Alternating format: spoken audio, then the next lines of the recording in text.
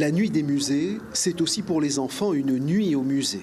L'obscurité offre à la visite une atmosphère particulière et rend plus fertile leur imagination. C'est plus mystérieux.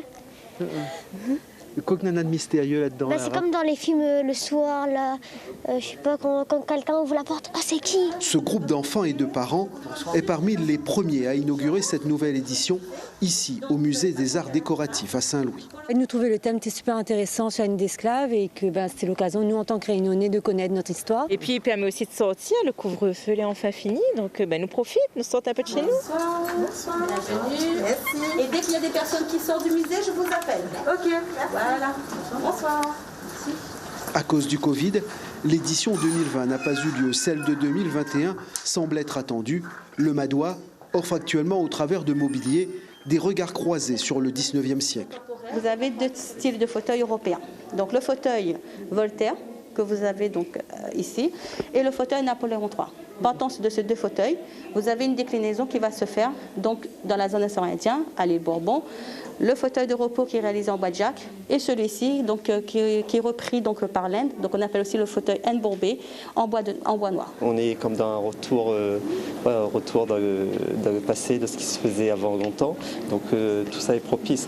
Le fait que ce soit la nuit, que ce soit un peu obscur, comme dans le temps longtemps dans les cases en tôle. Difficile de ne pas se laisser emporter, transporter sur les chemins de l'histoire, entre découverte, étonnement et enchantement. On est dans une atmosphère vraiment propice à la découverte et à vraiment se plonger directement dans l'époque qu'on peut voir maintenant, enfin le 19e siècle, la période des colonies où la Réunion n'était qu'une île. C'est vraiment super intéressant. Est-ce que le regard il change par exemple dans la nuit plutôt que dans la journée? Oui, certainement qu'il doit y avoir des côtés plus inquiétants. Et plus attirant aussi. Moi, je passe là par hasard en fait. Je sors devant une tente en haut et du coup, comme nous voyons plein de voitures, nous allons rentrer. Nous disons, nous allons faire un petit tour voir c'est quoi. Et nous connaissions qu'il y avait un musée, mais nous n'avions jamais rentré dedans en fait. Mais il est bien, hein. Franchement, il est bien, trop bien. Et tant pis l'esclavage, tout ça, un peu les photographies, même le meuble, tout ça, il rappelle un peu l'ancien temps. Mais c'est bien, c'est à découvrir, puis à revoir. La nuit des musées réussit à séduire de nouveaux visiteurs.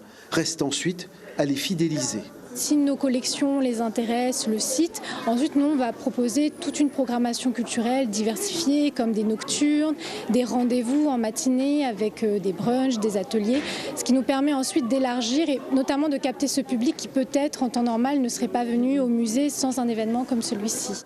Un événement qui démontre aussi l'envie, le besoin des Réunionnais de connaître leur histoire, aujourd'hui encore trop discrète.